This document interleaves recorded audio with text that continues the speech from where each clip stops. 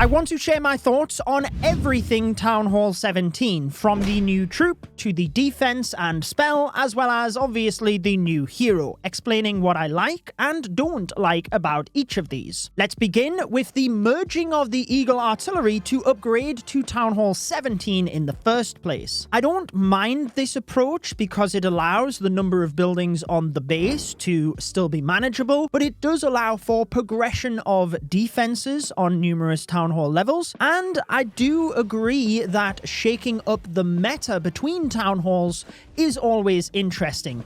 I do think there needs to be an overlap. It shouldn't be that attack strategies at Town Hall 16 will just not work at Town Hall 17, but maybe the best attack strategies at Town Hall 16 aren't quite the best attack strategies at Town Hall 17. And I think once we get onto the new troop, that is definitely going to be the case. It would have been nice to know that you would require a maxed Eagle Artillery to merge into the Town Hall. If you haven't already upgraded, that could be a bit of a stumbling block. I guess, given that we do need max level Archer Towers to merge to a multi-Archer Tower, we might have been able to make that assumption, but at least for Town Halls moving forward, we would know that any building that is going to merge into it would presumably need to be at that maximum level. The adjustments to the Town Hall weapon are interesting. So the weapon itself, in now firing Eagle Artillery shots that have poison on the ground, is different. Again, that means that each Town Hall level does not feel the same. The weapon itself feels stronger, but also I don't really worry about it in my attacks, mainly because the Giga Bomb and the poison of the Town Hall are just not there anymore, and that change in itself means that you can always smash straight into the Town Hall. You no longer have to risk 1 stars in the Clan War League by attacking at the opposite side of the base. You don't have to worry about the Giga Bomb being underneath the Town Hall, so don't even use your Grand Warden ability there either. That's one that I think will be pleasing for a lot of the more general player base, that you're not risking it all, but I do think for the more competitive players, that is something that limits your capabilities to protect the Town Hall. Obviously, the Giga Bomb being its own trap now is up for debate as to whether you like it or not. We always knew where the Giga Bomb was. It was inside the Town Hall, so I am fine with it being a visible trap. I think it would be really frustrating if it wasn't, just because of the amount of damage it deals and pushing your troops around. It also, in the midst of the battle, even though it does have an activation time, if you've got a load of dragons flying over the top of that, the chances of you seeing the Giga Bomb activate is not very high, and therefore you just take a huge amount of damage. You probably couldn't time the Warden ability, so I think having it as a visible trap is the way to go. But honestly, we'll kind of have to see how it plays out as to whether that change is good overall or not. I think for the general player base, it will be, so you're not stressing about your attacks moving to the Town Hall. But maybe the competitive players can just put the Giga Bomb near the Town Hall anyway. It does give them more options. So I like the approach of trying to drastically change the Town Hall, but I'm on the fence about the Giga Bomb being its own individual trap. Maybe this future-proofs the Town Hall for it to become stronger each time if we are merging defenses into it at every new Town Hall level, because the Town Hall was already really powerful. And how much more powerful can you make it before it's just too devastating? Obviously, we did get new additions on offense in order to counteract that, so let's discuss the new troop, the Thrower. In its current state, I really like the troop. It is 16 housing space, so it is vulnerable to spring traps, but it does mean that you can only clone 2 of these troops. It falls just short of cloning 3 of them. Perhaps using them in the battle blimp would have been a little bit too strong if you could do that, because I do like that it provides a more reliable approach to the Super Archer and Super Wizard blimp method. I think with the Giga Bomb being removed from the Town Hall, we might see a lot more blimps because you can drop the troops right on top of the town hall. You could even turn the town hall invisible with super archers and they just shoot through it, and then once it goes down, you don't have to worry about the Gigabomb wiping out your archers. But that technique can be difficult to perform if you're not able to predict where giant bombs are, or you mistime your invisibility spells. The super archers and wizards can go down very quick.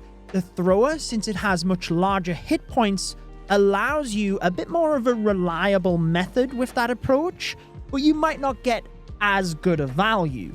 More options is good though. I will personally probably be using the cloned blimp method a lot of the time, because you no longer have to worry about your balloons just crashing to the ground with the Gigabomb. You can clone around the town hall and take all of it down. Really depends on the base layout, because obviously the Gigabomb might still be located in that region, and I would suspect most people would put the Gigabomb in the midst of high value defenses so that you can't just use a cloned blimp to take all of that out. But we'll see. Back to the troop specifically, it is always nice to get slightly different variations of troops. So this ground style troop is similar to other troops, but offers its own niche in that it has longer range than some of the other ground troops. It has moderate hit points and damage, so it's kind of like a longer range wizard. But what that means is you can combine it with a Warden Walk incredibly well. I've typically been using the Fireball into Super Witches for a number of months at Town Hall 16, and whilst that strategy would still work at Town Hall 17, it's natural to be able to swap out the Super Witches for the Thrower troop. Since they have a similar range to the Grand Warden, I'm able to keep all of them healed up, and personally, I was never someone that was able to get these Super Ballers to work reliably, because they bounce over multiple layers of walls and can end up splitting in the core of the base. You have to really have the funneling nailed down, but when it comes to the Thrower, they're a little bit more predictable, because yes, they have greater range, but they're only firing at that one target in front of them. So should you like those ground smash style attacks, I would definitely recommend using the Thrower. And remember, you don't have to worry about diving through the Town Hall anymore. One thing I didn't mention on the Town Hall, obviously I explained all of the specific gameplay mechanics on my main channel, but the Town Hall does have that greater range and is active from the off. So if you are smashing straight into the Town Hall, that is definitely something you will need to consider. Before we move on from the troop, there's nothing specifically that I don't like about the troop itself. I think it's very versatile, even being able to use the Yeti and Super Archer attack, but just replacing the Super Archers with the Throwers so you can move through the base. It's going to be a troop that a wide variety of players can use. I guess the one thing that is not specific to this troop, but I really hope it is not just nerfed and nerfed and nerfed as we've seen with troops in the past. I don't think it's quite to the level the Root Rider was, just because it's not like it breaks through walls or anything like that.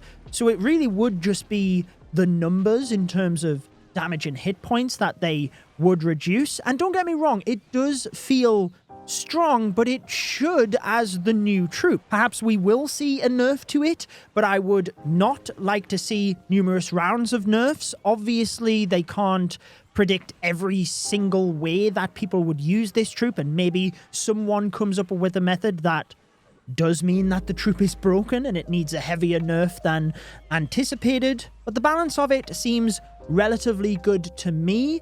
And even if we do see a nerf, hopefully it's not a large nerf, and hopefully it is not before the Clan War Leagues. That has happened too many times during this year, and I hope we can move away from that. And I hope balance changes can also have clear communication as to why they are needed. Even if a big nerf really is needed to a troop for the good of the game, just tell us why. Obviously, I talked about defenses getting stronger and stronger, and that is the case for the new Firespitter Defense, the signature defense for Town Hall 17. To me, whenever a new Town Hall is released, there should be unique mechanics on offense and defense. And I would say that is the case with the Firespitter. It is almost a blend of a couple of other defenses we've had in the past. The way I described it on my main channel was the cross between an Expo and a Scattershot. It does have that rapid fire to be able to mow down troops very quickly, but because it has so many shots every couple of seconds, it can kind of be viewed as a splash damage defense as well. The inaccuracy thing is something that will be interesting because when you think of a regular archer tower, it locks onto a troop and it won't miss that troop.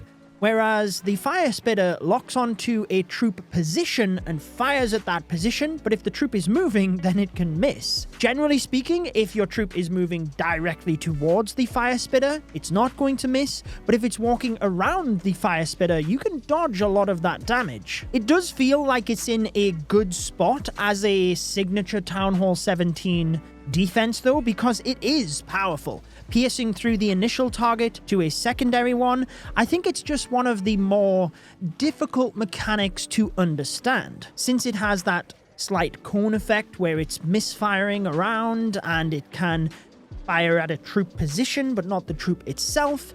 The damage per second is calculated off the 20 shots, but it fires them over a 2-second period and then rests for a second. So those 20 shots are calculated over 3 seconds to give you the damage per second. It's more complicated than some other defenses, but in general, you don't really need to worry about that. You just have to think about how it works and how to counteract that when you're attacking. Clearly, if there is a base setup as a southern teaser where both of the Firespitters are pointing down over, then unless the traps are placed perfectly on the other side of the base, that is probably the angle you would want to attack from, unless you can actually push through the Firespitter defenses straight away. But if they are in the core and both facing in one direction, it gives you a clear indication as to where you should be attacking. Because especially if they are in range of a rage tower, and I would suspect a lot of base builders would actually integrate the Firespitters into those heavy stacked areas of defenses, so we could see them alongside rage towers, but it is going to provide immense damage in that location. Before we move to the new spell and hero though, we do have to touch briefly on the other defense levels, but also the fact that these are supercharged straight away. So the Firespitter, not only can you upgrade to level 2, you can then have 2 supercharged levels on top of that. If you are looking to accelerate these upgrades with some of the special offers in the shop when the update goes live, remember you can support a creator beforehand by pressing the C. My code is Judo and it helps to support the channels massively, but you can also purchase these on the Supercell store, which to be honest, you really should. They're exactly the same price and you can work through a bonus system to earn extra rewards. And if you're purchasing over there, you can support my channel with code Judo as well. When it comes to the defensive upgrades then, we got new levels for the air defense, wizard tower, bomb tower, ricochet cannon and multi-archer tower, as well as an extra ricochet cannon and extra multi-archer tower. There's trap upgrades and things like that as well, alongside a further archer tower, but there is quite a lot of defensive upgrades there to start with. If you're wondering about the new archer tower, Stuart in previous AMAs has said that they plan to merge all of the cannons and all of the archer towers away. With these 2 new ricochet cannon and archer towers, we would have 1 extra archer tower left over, because there is a cannon and archer tower that are linked to the builder base defenses, but then 1 extra archer tower. So now we've had a second one added. Presumably then at Town Hall 18, we would merge that archer tower into another multi-archer tower. But there's quite a few defenses around the base to upgrade before you even start considering the Supercharges. I would not look at the Supercharges at all. Clearly, because they're temporary upgrades, the stats are only small. I've talked about Supercharges previously, and whilst they are up and down, shall we say, in how you could look at them, I think they are a net positive for the game, for what they bring, adding end content, but not allowing the mid-town hall levels to have just longer and longer upgrade times, and it also allows them to slash upgrade times at those mid-levels as well. Another thing it allows is, since end game content there's more of, they've reduced the price of walls. The new level of wall is only 8 million, and at Town Hall 16, the max level of wall was 9 million. Yes, they're still expensive, but they have been able to reduce the cost of those, and to be honest, I don't really mind the more expensive cost of walls.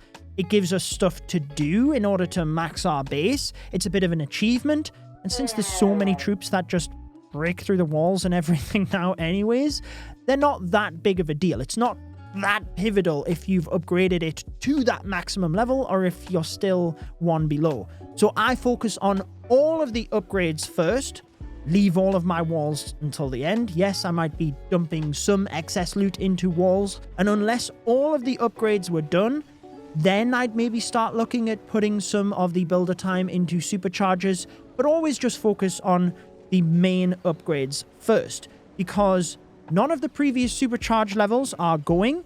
I do like that. We had suspected that any of the previous supercharged levels would not get a new level at Town Hall 17, to therefore give us the most amount of time with our boost. But it does mean all of the previous supercharges would be removed later into Town Hall 17 when those buildings get a new level.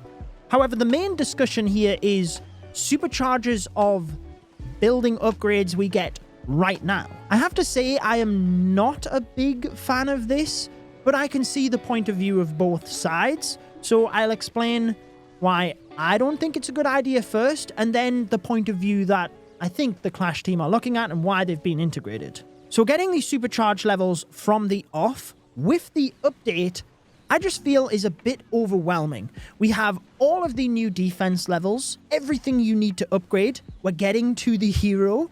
You've got all of the hero upgrades to look at now as well. But you have to then, on top of those, have the supercharge levels. And to me, it just feels like there's a lot thrown at you at once. I think it would have been better to save those supercharge levels until the next update. We know now that Clash of Clans are aiming for 5 updates every single year. In the past, we had half of a town hall and then, 9 months later, the next half of the town hall. That's not how it works anymore. It seems like every single update, they are adding more upgrades for us to do. So there's always something to do in the home village with each update, which I do like, by the way. That is how it should be, so that it doesn't become boring. Last year, the first update was at the end of February. Perhaps if they were added then, we'd have still had a good chunk of those supercharge levels before they were removed with the next town hall, but it might not have felt as overwhelming right now. On the flip side though, the reason I think the team has done it like this is kind of what I just alluded to.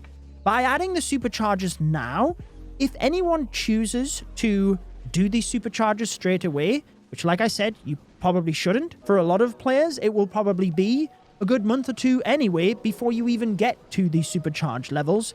But by adding them now, should someone want to upgrade the supercharge, they get the most amount of time with that temporary upgrade before it is removed with the new level of that building with Town Hall 18.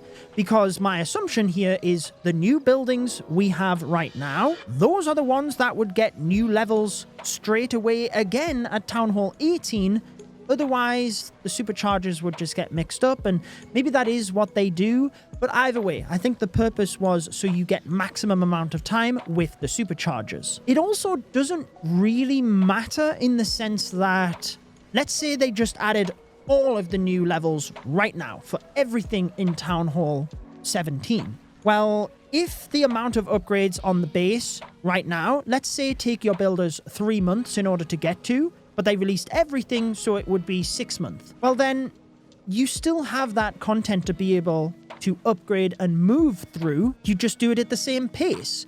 So I can understand why they've done it, but the reason they stagger the levels is so that it's not overwhelming and is so you have more to do. You don't feel like you have to grind it all straight away. And that's why I think personally I would have rather seen the supercharges delayed until a different update. But again, that is something that, because I can see both sides, I don't mind. I would prefer the Supercharges to be held, but I totally understand why they've done it. When it comes to the new hero, I do like how they integrated that. Let's quickly go over the spell first, and then we can finish with the most exciting thing in that of the hero, the revive spell. Ooh, this is super interesting because at first glance, it feels like it's going to be extremely powerful because the heroes and their equipment are the most powerful thing in the game. That's why a lot of the pros would be able to take down a huge chunk of the base with these big hero dives. And now you can even revive the heroes? Wow, that's going to be broken. The concept is really fun, but I'm not sure how strong it will be based on the fact that you revive the hero in the same spot. And would you have been better to just use those 2 spell capacity to keep your hero alive in the first place? That's how I think the pros will be managing this. For creative wars and having fun, they'll be reviving heroes.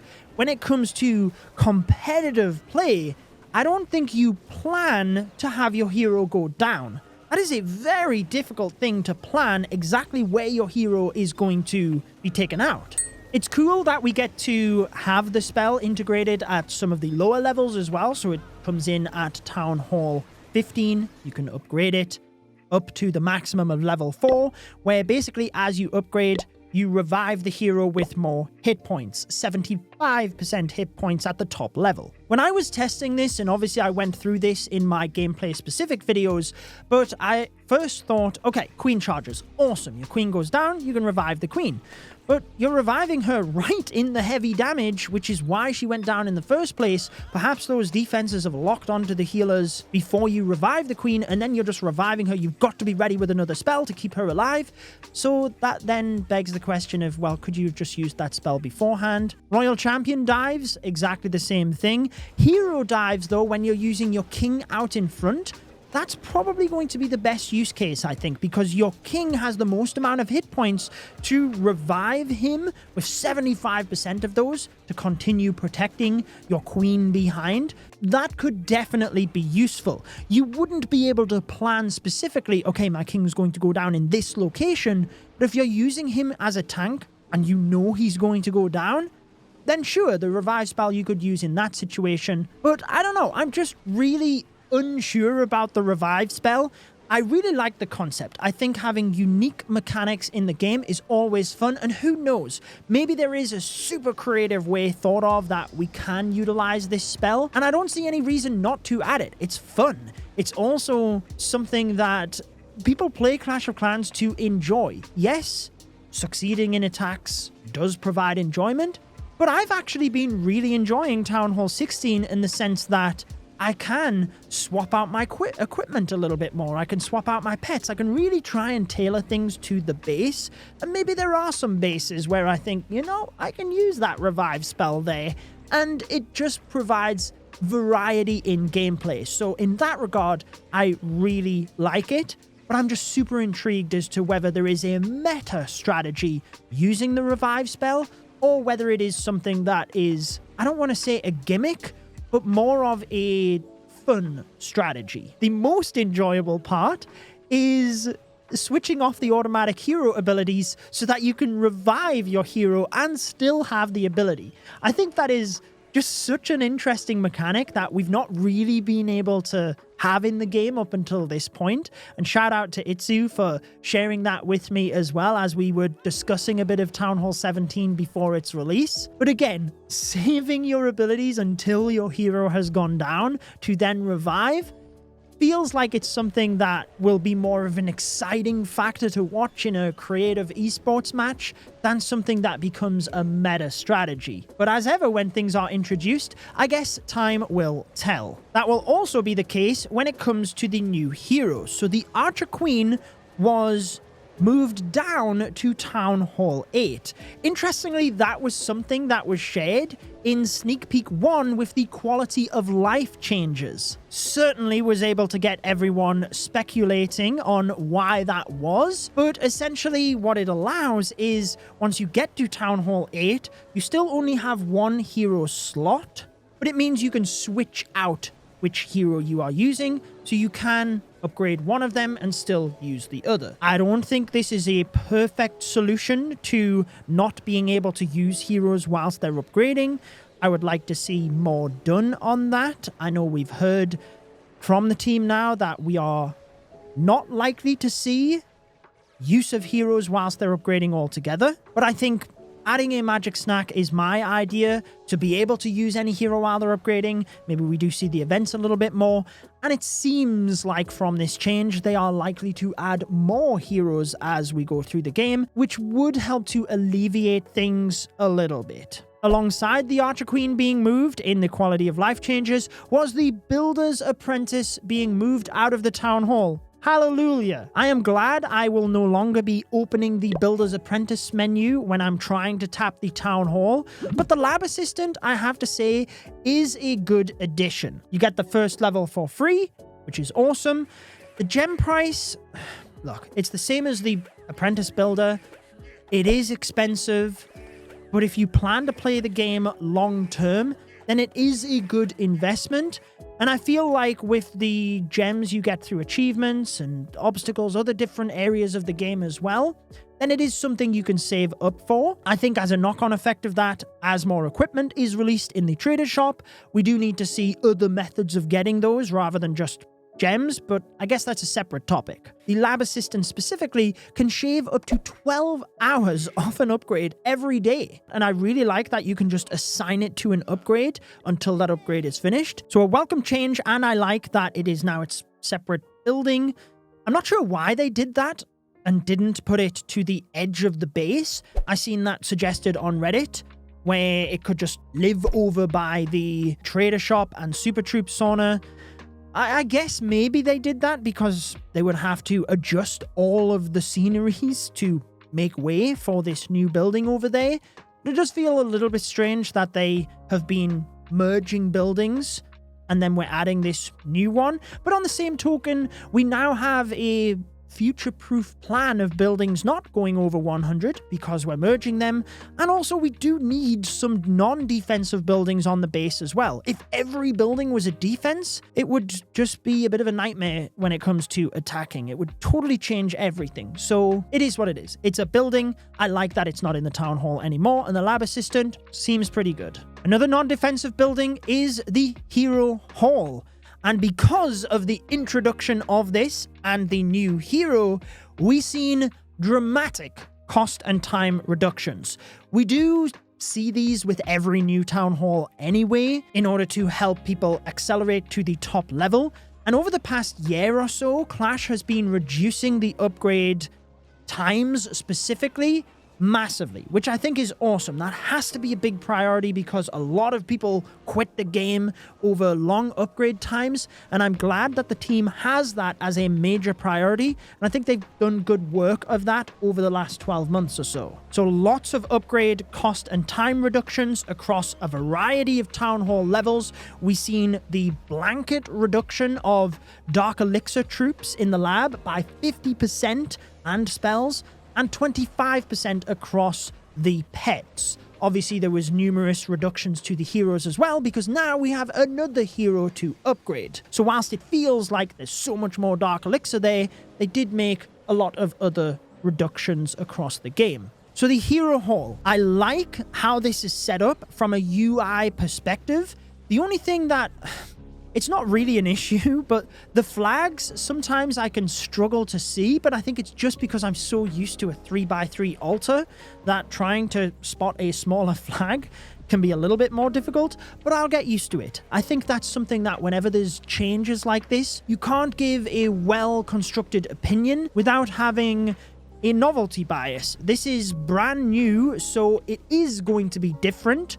Sometimes that can mean you really like it, and other times it just takes a little bit of getting used to. One thing to make note of is the Hero Hall building is high in hit points, and I like that they did that because essentially to upgrade heroes or to manage equipment, I always used to go to the Quick Train tab and then just click my hero to go into the blacksmith. I never used to look around the base for the blacksmith, but now the quickest way to do anything with regards to heroes is through the Hero Hall. So I like that it's a high HP building because they made it a big building. you should be able to see it pretty easily on your base. Within the hero hall, I think it is set up beautifully. Being able to upgrade your heroes in there might not feel as natural, but again, I think it's just because the flags, since you can swap them out, it's just easier to go to the hero hall, and I think this is something that once we get used to it after a couple of weeks, it will be a really good change, because the UI inside the hero hall, I have to say, they did a really nice job with it. It looks super slick. You can get to any aspect of the heroes you want to, whether it be switching them out on defense, going to their skin selection screen, the blacksmith, the pets, anything. I do wish when you opened the hero hall, it was a little bit larger. Right now, there's a lot of dead space, and I understand this is probably due to accessibility across different devices, but maybe for some of the more popular devices with a larger screen, this could be extended to give a better gameplay experience. Even when it comes to the quick train tab, I like that now we can slide through equipment in order to switch them from the quick train area. The only thing I wish was there on this aspect was be able to drag the heroes to different slots, because now that you don't have the king in slot number 1, the queen in slot number 2, etc., your heroes can get out of order. And depending on the strategy you like to use, when it comes to sliding through the troop bar and muscle memory, I would like the king to always be in the number 1 spot, the queen to always be in the number 2 spot. Or I guess if you're not taking the king, the queen would be in the number 1 spot, but you get what I mean. Having to go through and edit each hero in and out in order to do that is a little bit annoying.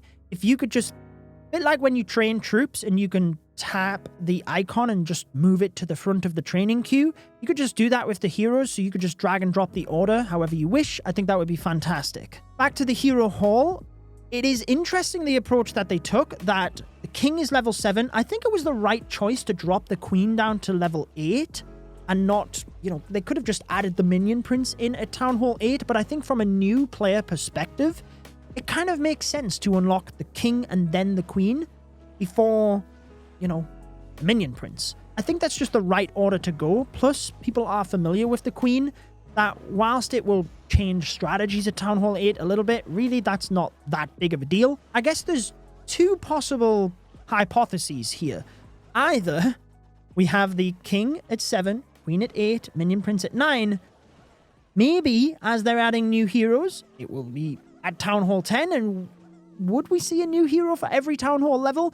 I don't know that they would be adding more heroes than Town Halls, if that makes sense, because in order to catch up and give one at every Town Hall level, when they'd have to be releasing like 2 heroes a year. I don't think we're going to see that. It was interesting that they added it at Town Hall 9, so it goes 7, 8, 9 in terms of heroes. Perhaps they did that so that you always have one extra hero than what you can take into battle. Once you get to Town Hall 8, you can swap that out. And then now we will see they do add another hero. It added at Town Hall 15, and we'd follow the same trajectory of every 2 Town Halls. I'm not too sure. Or it might be the fact that they do plan to just add heroes at different Town Hall levels as we move up. It seems from what information we're gathering from the team that they are looking to add even more heroes in the future. That's where this new Hero Hall system comes into play. But it's just interesting the levels that they chose. I think at the moment, it makes sense so that you've always got at least one hero to move out. And just so you know, in terms of the slots, they follow the same pattern that we had. So you have 1 hero slot at Town Hall 7, 2 once you get to Town Hall 9, but obviously at that point you have 3 heroes in that of the King, Queen, and Minion Prince. Then you get your 3rd hero slot at Town Hall 11, as we always did, and then the 4th hero slot at Town Hall 13. Another interesting thing is that the maxed level of your hero is based on your hero hall level. So once you get to a new Town Hall level, you can't just instantly upgrade the heroes. It's dependent on the level of the hero hall. That might feel a little bit strange at first, but I don't think it's a big deal. It's exactly the same as what we have in the sense of the laboratory. And when it comes to the Town Hall boost, they will still boost the heroes to the max level for that Town Hall. Same with hero potions. So whilst the maximum you can upgrade them is linked to the hero hall, potions and boosts are applied to the Town Hall level. I hope that's clear for you. One thing I have to say that I like the team did is giving us the Minion Prince at a higher level. We didn't get it at level 1. It was based on, well, your hero haul level was provided to you at a level that was based on your previous other hero levels. They did a bit of a calculation as to what hero haul level to provide you with, and based on that, what Minion Prince level you were provided with. So as a previously maxed Town Hall 16, you got the Minion Prince at level 70. I do like that they did that rather than tediously giving everyone it at level 1. Yes, we still have a number of levels to upgrade, but I think that's only fair. It would be a bit strange if we got the Minion Prince at level 85 and we only had 5 levels to upgrade. It's a new hero.